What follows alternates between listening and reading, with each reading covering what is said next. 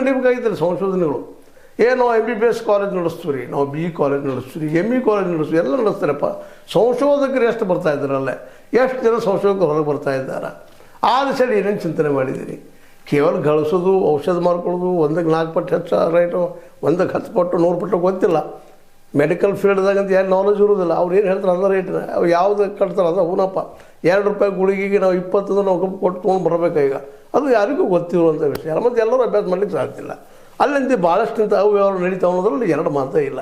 ಅದೇ ಮತ್ತೊಂದು ಇನ್ವೆಸ್ಟಿಗೇಷನ್ ಮಾಡಿ ದೊಡ್ಡ ಇನ್ವೆಸ್ಟಿಗೇಷನ್ ಹಾಕಿದೆ. ಇದೆಲ್ಲ ಬೇಡ. ಈಗ ನಮಗೆ ಬೇಕಾಗಿದ್ದೀರಪ್ಪ ಅಂದ್ರೆ ಸೊಸೈಟಿ, ಲಿಂಗಾಯತ ಸೊಸೈಟಿ ಮಾಡಿದಿರಿ ಅಡ್ಡಿ ಇಲ್ಲ, ಲಿಂಗಾಯತರ ನೀವು ಆಗ್ರಿ ಅಂತ ತಕರಾರಿಲ್ಲ. ಆದ್ರೆ ಸಾಮೂಹಿಕವಾಗಿ ಎಲ್ಲರೂ ಒಪ್ಪುವಂಥ ಲೀಡರ್ ಯಾಕೆ ಬರಬಾರ್ದಲ್ಲಿ ಅಂತ ಅವರೆಲ್ಲರೂ ಒಪ್ಪಿದ್ರೆ ಪರ್ಮನೆಂಟ್ ಹೋಗ್ರಿ. ಭಾಳ ಸೊಸೈಟಿಗಳು ಇದ್ದಾರೆ, ಇಲ್ಲಂತಲ್ಲ. ಭಾಳ ಸೊಸೈಟಿಗಳಲ್ಲೇ ಒಬ್ಬ ವ್ಯಕ್ತಿ ಅಧ್ಯಕ್ಷ ಆದ ಅವ್ರ ಮುಂದೆ ಆಗ್ತಾ ಹೋಗ್ತಾ ಇರ್ತಾನೆ, ಅವ್ರ ಮನೆಯವರು ಆಗ್ತಾ ಹೋಗ್ತಿರ್ತಾರೆ. ಇದು ನಿಜವಾಗಿಯೂ ನಮ್ಮ ಸಹಕಾರ ತತ್ವ ಪೆಟ್ಟ. ಮತ್ತು ನಾವು ಬೆಳೆಯಲಾರ್ದಕ್ಕೆ ಇದ್ದೋದು ಕಾರಣನ.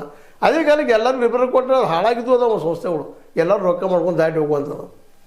ನಿಮ್ಗೆ ಈಗಾಗಲೇ ಹಿಂದಿನ ಒಂದು ಎಪಿಸೋಡ್ಗಳು ಹೇಳಿದೆ ನಾನು, ಈ ಸಂಗೊಳ್ಳಿರಾಯಣ್ಣ ಸೊಸೈಟಿ ಮಾಡಿದ್ದು ಏನಾಯಿತು ಅಂತೇಳಿ, ಚೆನ್ನಮ್ಮ ವೀರರಾಣಿ ಚೆನ್ನಮ್ಮನವ್ರು ಮಾಡಿ ಸೊಸೈಟಿಗಳು ಏನಾಯ್ತು ಅಂತೇಳಿ.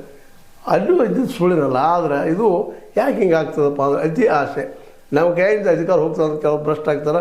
ಈ ನಮ್ಮ ಕೈಯಾಗಿ ಉಳಿಸ್ಕೊಳ್ಸೋರು ಅದು ಪ್ರಯತ್ನ ಮಾಡ್ತಿರ್ತಾರೆ. ಹಂಗಿದು ಇವತ್ತು ಪ್ರಭಾಕರ್ ಕೋರಿ ಅವರಂತ ನಮ್ಮ ಕೈಯಲ್ಲಿ ಸಂಸ್ಥೆ ಉಳಿಸ್ಕೊಂಡಿದ್ದಾರೆ, ಇಲ್ಲಂತೆಲ್ಲ ಬೆಳೆಸ್ತಾ ಇದ್ದಾರೆ. ಆದ್ರೆ ಅದಕ್ಕೆ ಒಂದು ಪ್ರಜಾಪ್ರಭುತ್ವ ನೆಲೆಗಟ್ಟು ತಂದು ಕೊಡಬೇಕಾಗ್ಯದ. ಮತ್ತು ಅಯೋಗ್ಯರನ್ನು ಜನಾನು ಇವತ್ತು ಮತದಾರರು ಎಚ್ಚರಿಕೆಯಿಂದ ಮತ ಹಾಕಬೇಕಾಗಿದೆ. ಆದರೆ ಇಲ್ಲಿ ಏನೈತೆ ಅಂದ್ರೆ ಮತದಾರ ಮತ ಹಾಕುವಂತಹ ಆ ಸದಸ್ಯಕ್ಕೆ ಮತ ಹಾಕುವಂತಹ ವ್ಯವಸ್ಥೆ ಅಲ್ಲಿಲ್ಲ.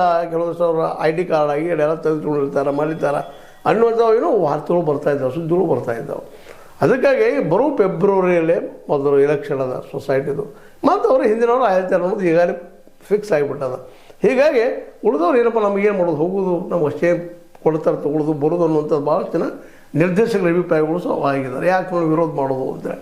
ಆದರೆ ಇದೇ ರೀತಿಯಾಗಿ ಬಿಟ್ಕೊಂಡು ಹೋದರೆ ಸಹಜವಾಗಿ ಪ್ರಭಾಕರ್ ಕೋರಿ ಅವರಿಂದ ನಾಳೆ ಸ್ವಂತ ಆಸ್ತಿ ಅನ್ನೋಂಗೆ ಮಾಡ್ಕೋಬೋದು, ಅಥವಾ ಕಂಪ್ನಿ ಮಾಡಿ ಅದೆಲ್ಲ ಟ್ರಾನ್ಸ್ಫರ್ ಮಾಡ್ಕೋಬೋದು. ಏನೇನು ಮಾಡೋಕ್ಕೆ ಸಾಧ್ಯದ?